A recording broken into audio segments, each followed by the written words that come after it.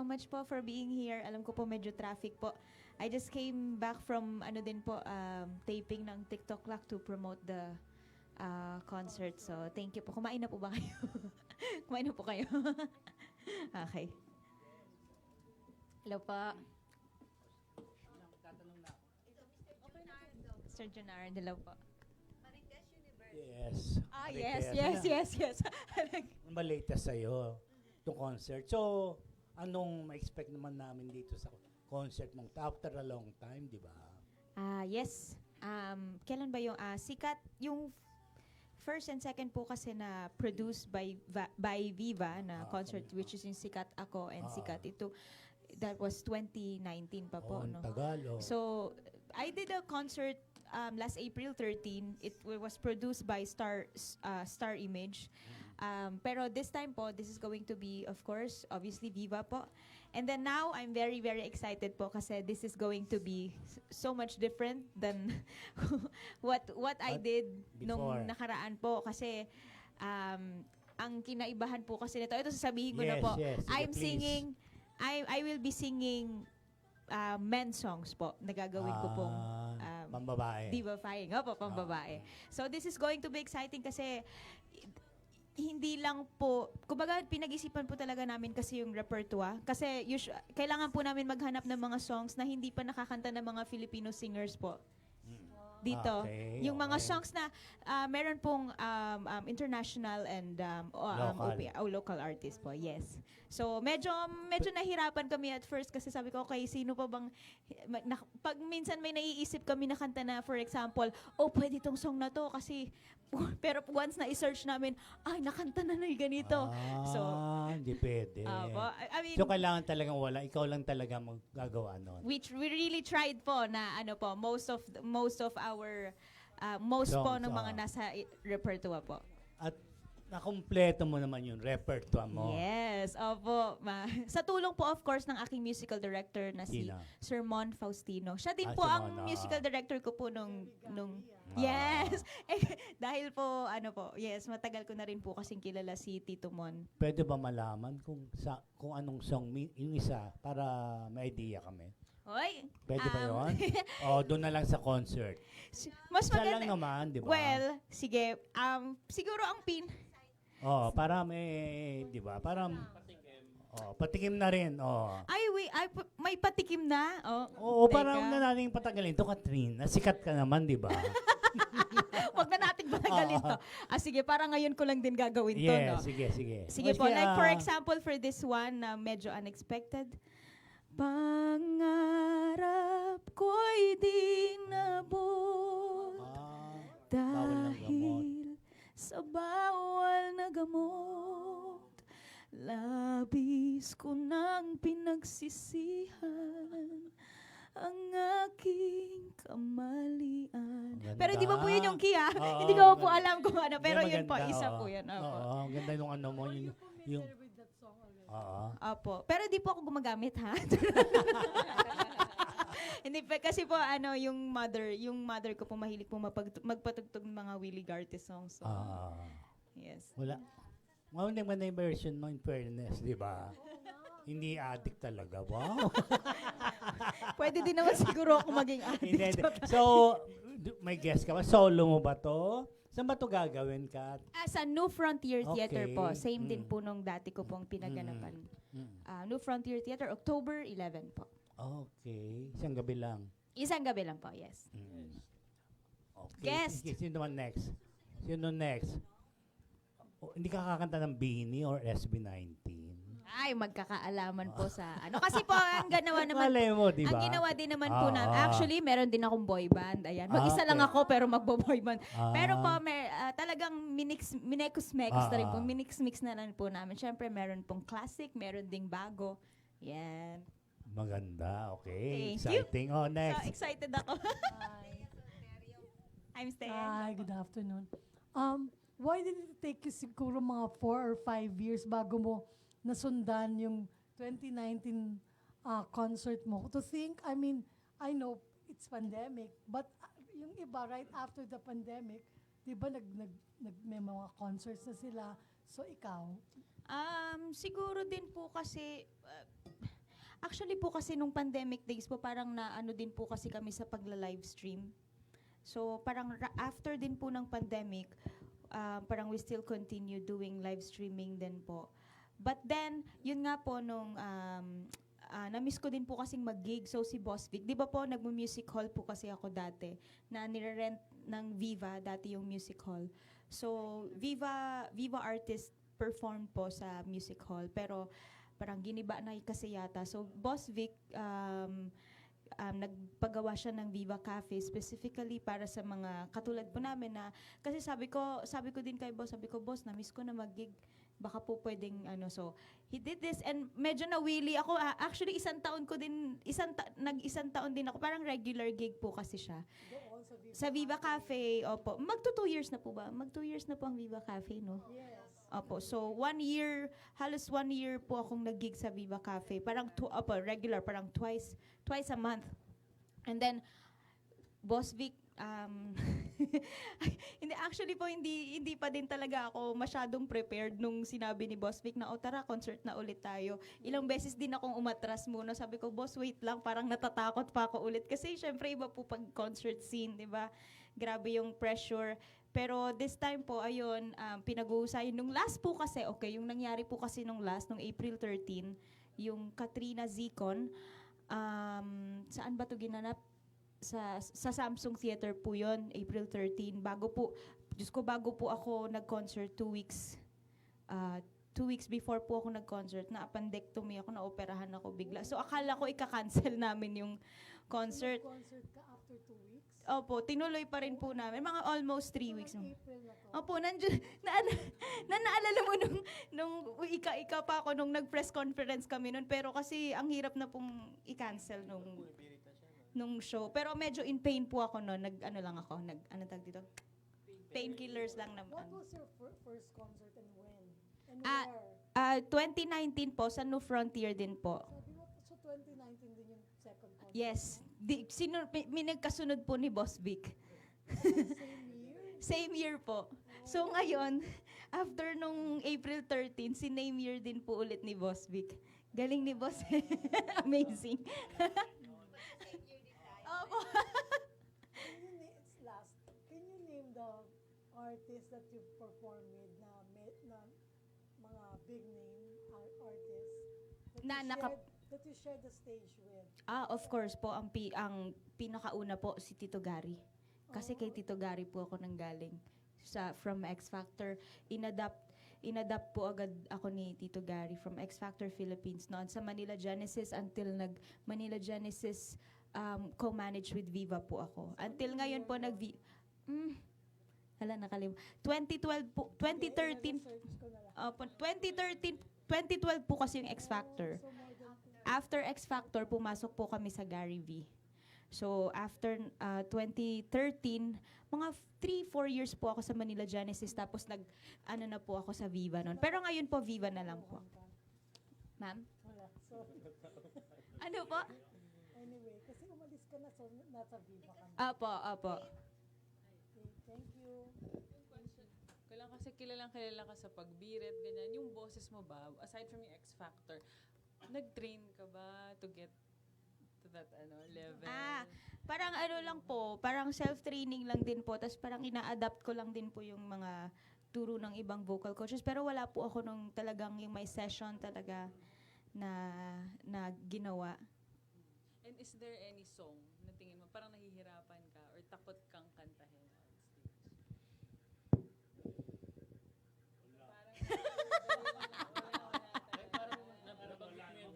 Nabanggit ko yung di ba kinanta ko sa Bleeding Love? Oo, tas parang kinaya ko naman na siya. Siguro technique lang talaga. Actually po, may mga songs po talaga na mahirap, pero pag mahirap, di ko na rin pinipilit masyado kasi parang lahat kasi ngayon documented. So kapag kinanta mo, tas parang medyo nag-failed ka, parang ang hirap, parang forever nang nandoon. Dangerous to in love, Tita Baby. Beyonce.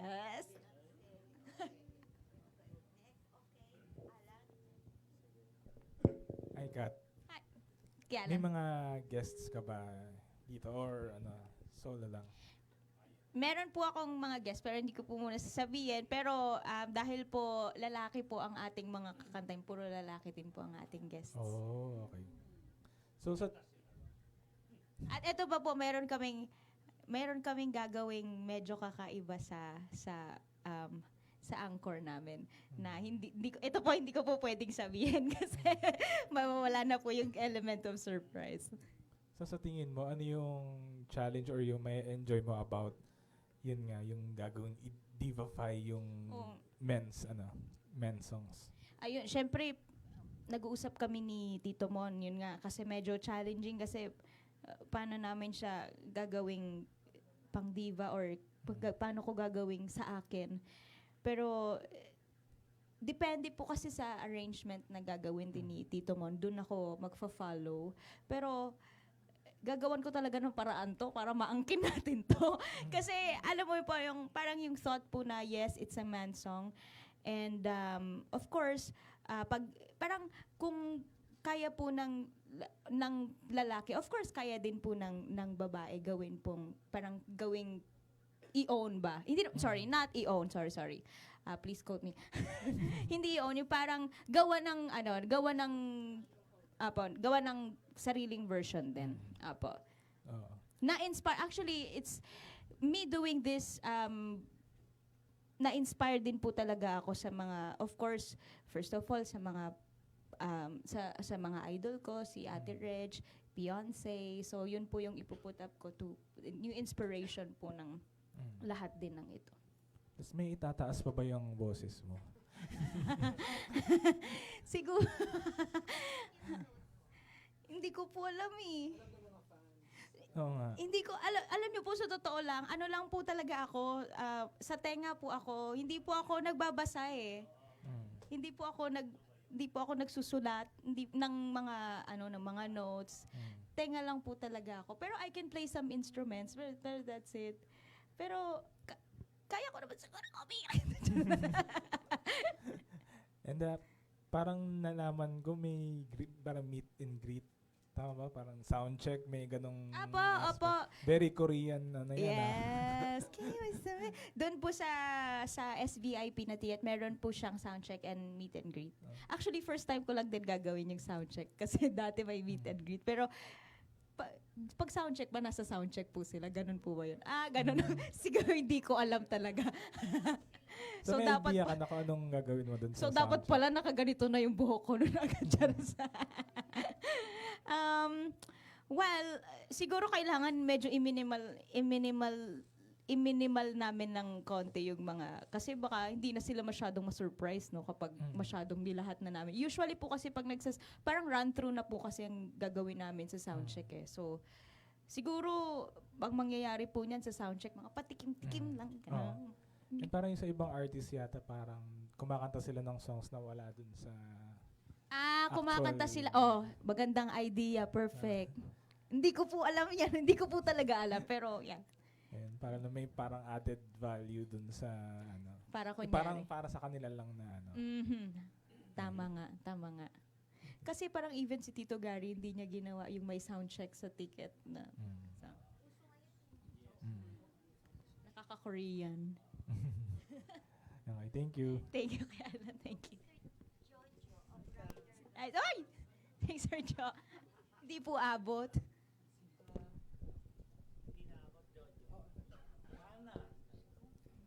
Kat, hindi ka ba, of course, because of your vocal prowess, talagang automatic diva ang pwesto sa'yo eh, no? Pero hindi ka ba nag-iisip na sumubok din na makipag-collaborate sa rappers? Di ba like si Mariah, nagsimula siya hero-hero, but then nung naramdaman niya yung trend naging hip-hop, kahit na kaya niyang bumirit, nag-iba siya. And then si Regine din, nagkaroon ng time na sige, gawa tayo ng low-key album. Ikaw ba may ganun ka as artist now na you've been around for quite a while? Opo, actually, napakaganda pong thought po. Para po sa akin, kasi I still see myself na, na parang hindi pa naman sobrang tagal. Parang minsan I see myself as newbie. At Na bata parang ka pa. even, if I always see Ate Reg, sometimes parang siya kasi talaga yung tinitingala ko na talagang ina-idol ko talaga when I was young. So, there's a time po na kasi minsan it's a little hard also na pag kumakanta kami sa mga shows na people or clients requests songs na talagang puro matataas. And minsan po talaga may pagod siya. So that comes in our mind po na parang dapat may mga ganito tayong kanta na chill lang, na para minsan napapahinga din.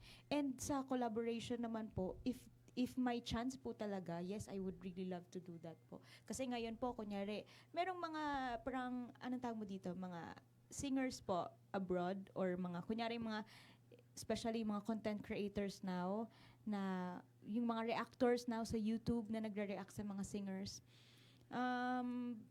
Parang they've been messaging Filipino artists like me also na can we collaborate? And then if I have time, I do it. And then actually it's actually I appreciate them also for kasi minsan malaki din ang following base nila. Oh. So for them to think that na nakakatuwa din po. And naman po parang kapag may kaya ng oras, talagang pinagbibigyan ko din naman po. Tama. Kamusta yung boses mo? Because we know na madaming mga singers, especially pag may range sa'yo, of course, they don't tell the public na nahirap or naparusahan yung boses ko or minsan wala na nga akong boses na minsan kailangan pang ipa-doktor or ipahinga. Ikaw, kamusta? So far, okay naman po. Siguro din po, ang discipline po kasi na ginagawa ko is if I feel that I still eat chocolates, nagmamalamig pa din ako. Hindi ko po nire-restrict yung sarili ko sa mga ganun po. Pero ang pinaka-disiplina po na ginagawa ko kapag I feel like my voice is very tired, tinutulog ko po, tsaka talagang pahinga lang po talaga. Hindi ko na po muna pinipilit na kumanta ng kumanta para at least condition pa rin sa mga susunod na ganap po.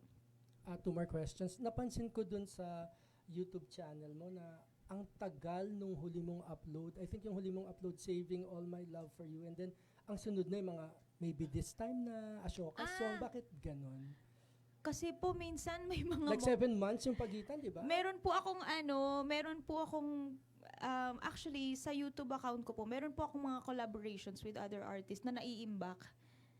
Minsan po kasi ang hirap din, it's fun to collaborate with Filipino artists din po talaga kung sa totoo lang, or lalo na kung madami po kayo. Kaso po mahirap po minsan yung pag mag-shoot na kami. Yung recording kasi madali lang to when we record po songs remotely lang sa bahay-bahay lang namin. You can do her part. Opo. Kaso po minsan nagkakatalo na po talaga sa schedule. Kaya po ang alternate po na ginagawa ko sa ganun is pag nagvi-Viva Cafe po ako, kinukuha ko na lang yung team ko na i-record yung gig professionally din para may content pa rin na pumapasok. Pero yun nga po, actually ang dami ko pong mga nakaimbak. May Christmas song pa ako na mga content na mga covers. Tapos meron pa akong ibang collaboration with yung mga ABS-CBN boys, sa mga TNT na sila Kimo. Na hindi pa nilalabas? Opo, hindi pa po kami nakakapag-shoot. Kasi nahihirapan talaga kami sa schedule. Pag pwede ang iba, isa ang hindi pwede. Yung ganun. So minsan parang, sige na nga, ako na lang maglalabas ng cover mag-isa. Pero kasi sa strategy po ng YouTube contents po, mas nag-a-up po talaga ang following pag may collab. Totoo po yan. Kailan mo, second to last question, magre-record ka ba ulit ng original para may kasunod naman yung Lason Mong Halik at yung nasumikat later on parang di ba? Po, hindi ko nga din po ina-expect. Parang after 3 years po After 3 yata, years biglang nagugulat din talaga. ako. Pero may mga ni-record po ako nung mga nakaraan. Hindi lang po namin nagagawan pa ng music videos. Actually, sino ba yun? Sir Benny Saturno and may isang kanta po na of course, sa concert po, kakanta din po ako ng originals ko, no?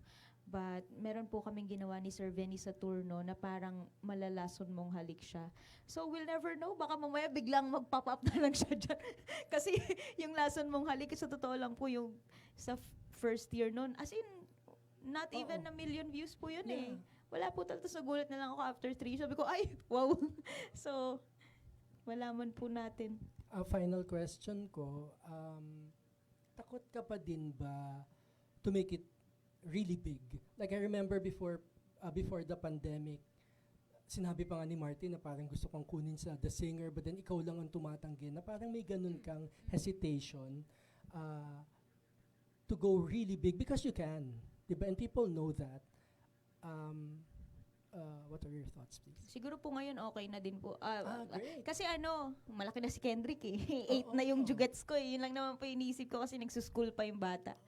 Medyo ayoko pong ma-absent sa niya sa paningin niya na po. Pero actually po, may last yung last na, like for example, dapat po yun eh, last year, or January sana, yung Britain's Got Talent. Sana kaya lang hindi lang yata nag-workout sa schedule kasi gusto nila lumipad ako agad tapos matetenga ako ng 1 buwan doon habang naghihintay.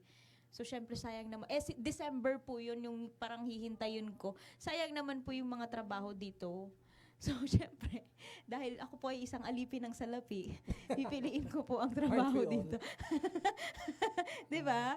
Kasi, so, siguro next time, baka hindi lang siguro meant for me now. Siguro. Kasi kahit po yung American Idol, po yun after pandemic, nag-audition, nagtititili ako ng 4:00 ng madaling araw. Dinaanan ko na lahat ng levels, parang diretsong audition na ako sa hindi na ako dumaan sa, kasi sila naman po yung parang nag-message sa akin, nag-email sa akin.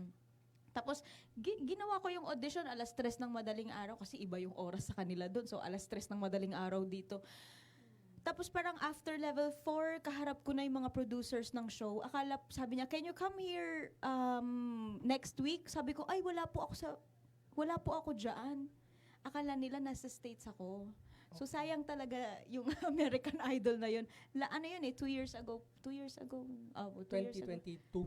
Opo, mga ganun. 2 years ago po. Naalala ko po. Opo. So pag madaming trabaho, tagilid, mag-abroad, paano pag sinabi naman paano pag request ng mga mahal sa buhay na wag na munang umalis? Alin po? Pagbibigyan mo ba? Alin po, Mas sorry? ipa-prioritize mo ba? Depende po sa sitwasyon eh. Kasi kunyari pag yung mga competitions po na kaya palipa rin ako, tas papauwiin naman din nila ako. Okay lang sana, kaso gusto nila maghintay ako doon. Wala naman akong gagawin doon. Maghanap ako ng apam doon. Charot. Salamat.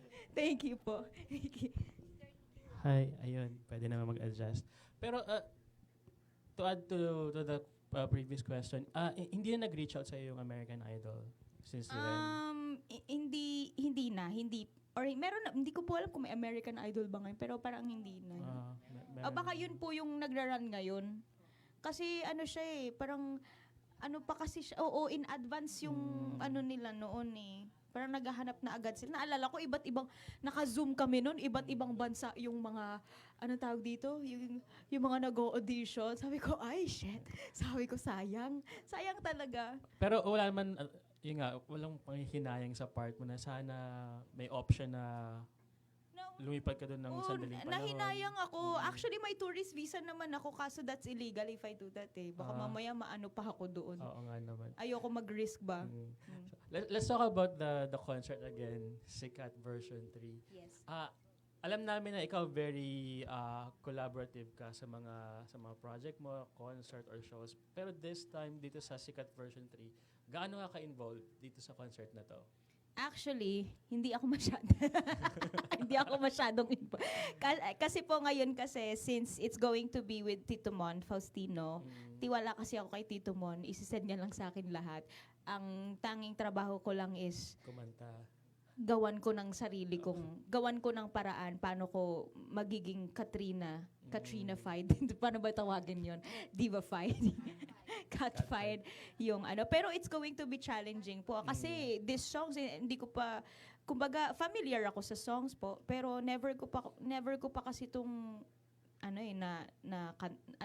syempre may expectations din yung mga tao na, syempre dapat ibirit niya to and all. Pero tignan po natin kung ano, depende kasi, minsan depende sa sitwasyon na hindi naman pwedeng ibirit ko lahat, no?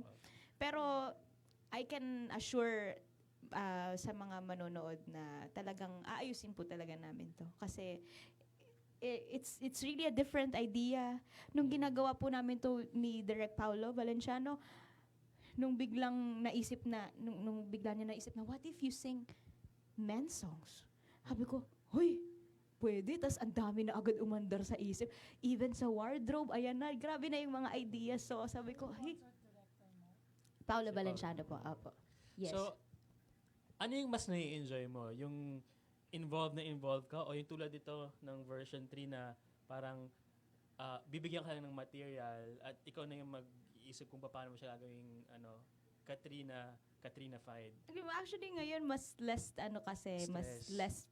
mas less stress, pero may pressure pa rin. Pero syempre ang pinaka-pressure kasi dyan yun nga iisipin ko kung paano. And also, actually, naging involved din naman po ako sa pagpili ng songs eh. Grabe yung pag-research namin. Kasi ngayon nga po, kunyari, may kantang ganito. Tapos pag mayroon ng kumantang babae, dito sa Philippines po, ang tinatarget po namin yung wala pang kumakanta dito sa, na babae. Parang, kiss na yan, sayang yung kantang ganda.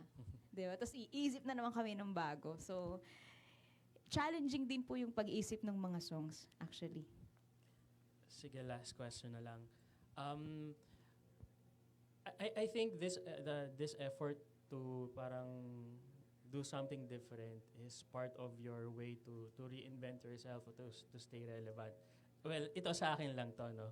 Pero in a very dynamic environment ng music na ngayon, usong-uso ang P-pop, mga yung mga kumakanta, halos bumubulong na lang. Saan nakapwesto si Katrina Velarde na alam natin na i-powerhouse vocal? Actually po, may adjustment din po kasi minsan weather, 'di ba po 'yan katulad niyan. Dati weather ng mga biriteras, 'di ba? Biriteras online.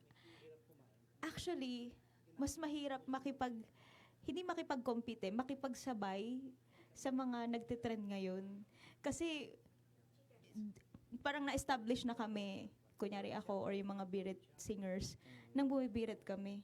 So, if we adjust singing same way po or parang same type po ng mga nagtitrend po ngayon, like yung mga P-pop na mga pretty, magaganda, para kaming hindi bagay sa amin. So, we need to stick and we just need to do it. Actually, kaya gaya nga po ng sinabi ni Ate Reg, hanggat may nakikinig pa sa amin, kanta lang, ganon.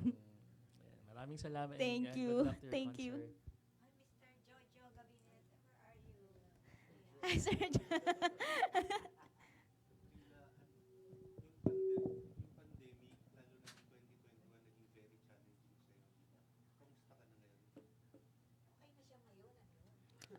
Yes. Okay. Masaya po. It was, of course, challenging po. Yun po ang isa sa mga naging, madilim po na chapter ng life ko. Pero, and I need to also, parang, yun po yung time ko na, nagkaroon po ako ng time na mag-isa po talaga nun, without friends also, just with my son. And so mahirap po 'yun Pero actually ang galing nga, hindi ko din alam paano ako singing helps me a lot po talaga kasi parang after with what happened, parang kumanta din agad ako. Naalala ko concert pa ni Tyro, online 'yun online concert ni Tyro. Kumanta pa rin ako pero it was very hard po that time. Pero ngayon po yung pag-create po ng music, doing contents, tapos collaborating with other artists, producing my own music po, it really helps me po. Parang yun yung naging ano ko, healing ano ko.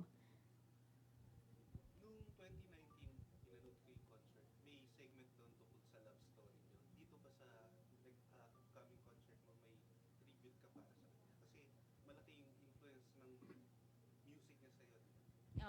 Opo, malaki po yung kasi tinulungan po ako ni Mike na siya po nagturo kasi before nung matagal ko na pong kilala Shopee ang tawag sa kanya kasi Shapiro ko si Afil. Matagal ko nang kilala si Shopee even before na naging kami nun. And nung mga time na para akong may mentor. Actually, nung tumira siya dito, sobrang na-amaze yung marami pong gusto siyang maging friend. Or maraming gustong talagang, sobrang tutuwa sila. Kasi grabe yung knowledge niya. Grabe talaga. Nagulat ako, even ako na hindi ko naman alam paano mag-produce na paano gumawa ng mga arrangement, paano magsabi sa ibang sa arranger na ganito gagawin, ganito. Sa kanya ko lang lahat natutunan. And even yung may mga taong may knowledge na, meron pa na-realize nila na meron pa pala kaming hindi alam. So, it really helped me natulungan niya talaga ako ng malaki sa even Tito Mon, they're very good friends po kasi si Shopee ang drummer ni Tito Gary pag nag-US tour. Sila Tito Gary. And kapag pag nag-tour si Kevin Litao, dito siya kasi ang nagpo-produce or drummer siya. And it was a very good parang mentoring na train ako. Sobrang workaholic ng taong yun. Grabe, buong araw. Pagkagaling ng studio, pag-uwi ng bahay, music pa rin. Hindi ko kaya yun. Parang medyo na-fed up ako pag ako. Pero now I realize na ganito pala kapag sobrang dedicated ka sa ginagawa mo. Ang laking pangalan niya sa US. Apo. Thank you. Thank you po. Hi, Ate Charms. So, anong side ni Kathy yung makikita sa concert? Syempre, empowerment. Very kontrabida yung no? Hindi ko naman sinasabi na, very feminist. Pero yung empowerment po na, yan, katulad niyan, we're singing men songs. Gagawin nating pang babae na ang gusto ko lang iparating dito is, yun po, dahil nai-inspired nga po din ako ng mga taong mga iniidolo ko na which is babae din na kaya nating bigyan ng sarili natin to. Ganun. Empowerment. Rawr! And how was it collaborating with Paolo Valenciano as I've known Kuya Paulo since X Factor Philippines days din kasi na-meet na namin siya. I remember Kuya Paulo that time hindi pa siya director So kumbaga walang hiya. Hindi na ako masyadong nahihiya kumbaga if we have something in mind, madali na naming ma-open up sa isa't isa na, Direk, maybe we can do this. Maybe, and then, minsan pag may idea si Kuya Pao, si Direk Pao na, maybe we can do this cut and this. And actually, Direk Pao was my first director also nung unang concert ko. Nung second, si Direk Miguel Tanchanco. Hindi din kasi yata pwede si Direk Pao nun. So right now, masaya po ako kasi parang ito na yung team ko po talaga na na actually influenced by Tito Gary din po ito So thank you po.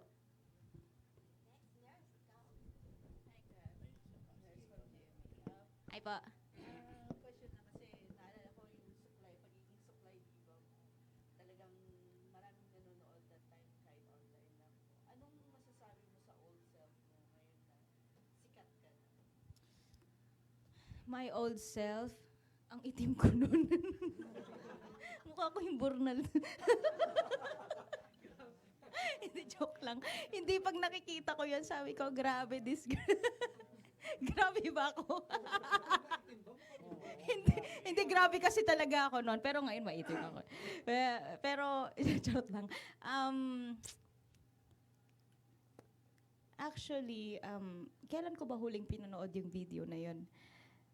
medyo matagal-tagal na rin. Pero binabalikan ko siya kapag, sometimes may feeling down moment, no? Minsan sa career na parang, okay, what are we going to do next? Well, and then I watch the video po, no?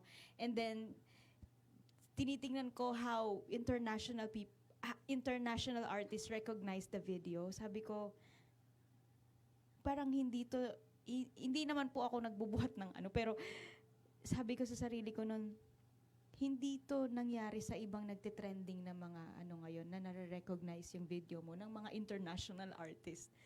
Yung mga big artists talaga. Kasi ngayon pag nag-trending yung video mo, okay, meron kang 100K likes and then 5 million views. It's trending already. Pero yung dati kasi, so nakaka-proud yung moment po na yun eh. Kasi yung trending days po kasi na yun, pag sinabing trending, buong mundo talaga siya, hindi lang siya sa Philippines.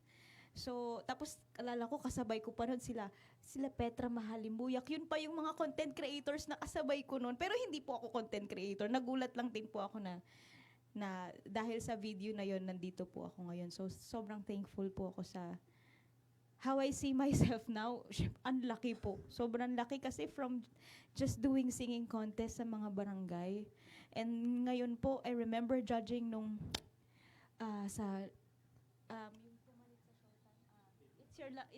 It's Your Lucky Day. Tapos pinag-judge po nila ako sa parang stars. Nakalimutan ko yung title nung yung mga 50s and up na po na ano. Nakikita ko pa po doon yung nagja-judge po ako and nakikita ko po doon yung mga nakakalaban ko pa sa mga singing contest dati. So sabi ko, grabe, no?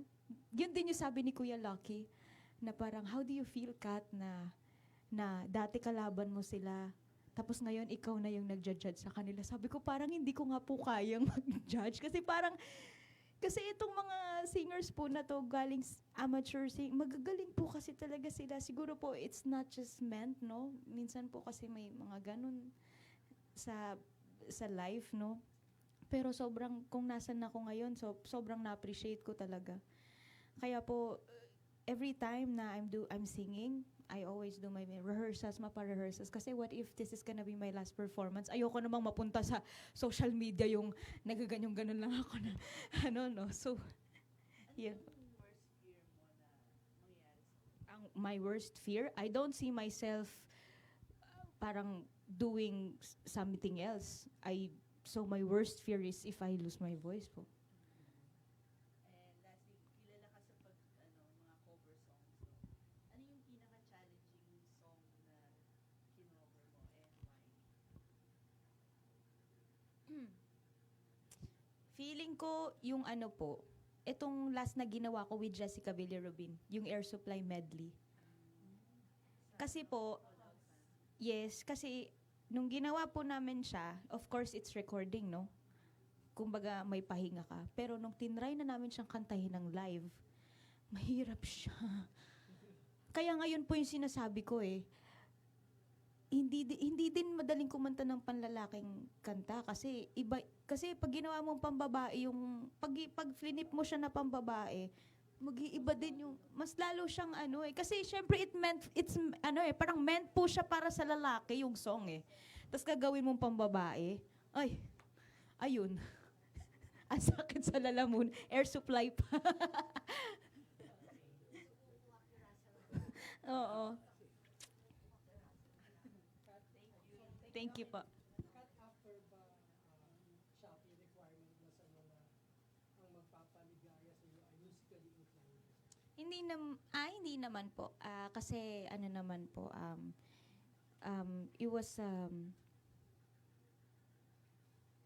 it was a very good relationship po, to be honest. Kasi hindi lang po dahil sa music, of course po, kasi sobrang na-inlove din po talaga ako sa taong yun.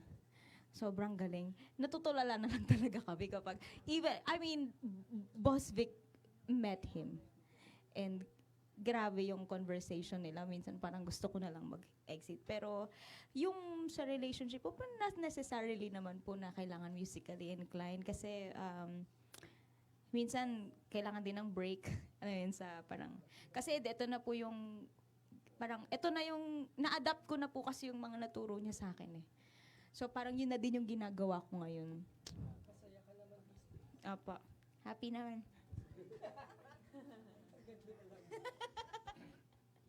Thank you po. Kompleto ka na ng songs. Complete na po. Pero sabi ko kanina, meron kaming gagawin encore na kakaiba sa mga concerts. May Christmas song. Meron po. Eh, syempre, hindi mawawala sa atin yan, no?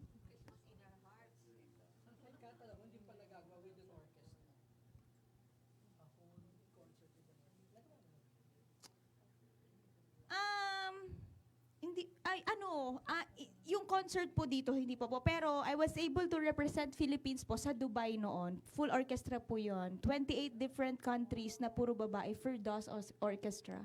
So parang 3 performers kami, isa from Spain, tas ako, Philippines, nakalimutan ko kung saang lugar yung iba. Ang galing kasi, syempre puro mga sila, puro babae sila na mga iba't ibang language and all. Pero ang mga kinanta ko, puro mga OPM. Nakakanta din ako ng original ko doon. Kasi parang pa-Christmas din po yun, naalala ko, kumanta ako ng Isang Himala. Yung original ko po yun. Yes, tapos Pasko na Sinta ko. Ano ba Hindi Tayo Pwede. Oo, nakapag Hindi Tayo Pwede ako. Ang cute, sobrang galing po nun, sobra. Is there a song that describes your emotion right now? And can we hear a sample? My emotion right now, happy ako ngayon eh. Pero nung bigla nyo pong tinanong, unang pumasok sa akin, Go the Distance. Why not? Oh, game. So you will not sing that kasi pang girl yan eh. Michael Bolton po yan. Ay, sorry. Oh. Go the distance. Oo nga pala. Oo, may kumanta na kasi. So, Michael Bolton. Ano po bang gusto niyo, yung mahinahon o yung mataas po? Yung mataas. Like a shooting star, I can go the distance. I will search the world. I will face its harm. I don't care how far.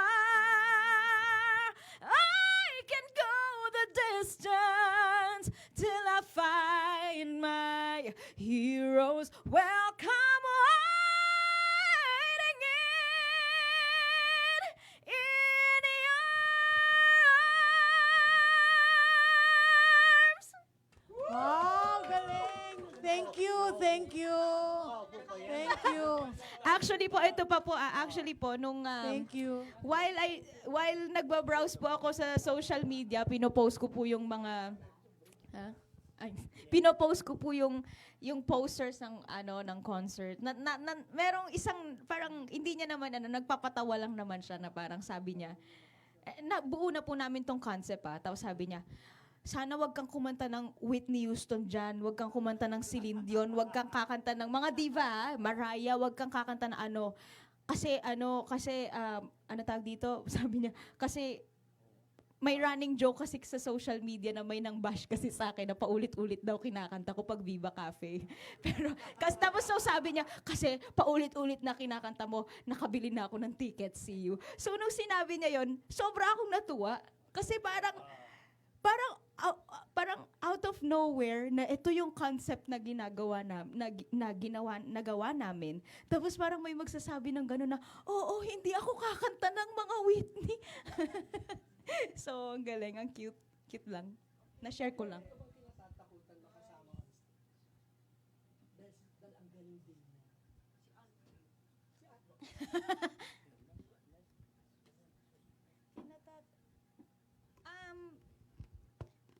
Parang wala naman po. Kasi if ever man po, hindi ko po alam kasi yung sa totoo lang po, hindi ko din po alam. Hindi ko po alam yung sagot talaga. Kasi I trust myself po talaga when it comes to singing po. So, thank you po. Ayoko po kay tiwala lang. Uy, hindi. Uy, grabe. still try to answer it in a very polite way po. Pero, feeling ko kung merong mga makikipag-showdown sa akin, siguro, syempre, lalaban tayo. Pero, yun po, wala naman po. Ay, grabe naman yon. Grabe yon, iba yon, iba yon. Grabe.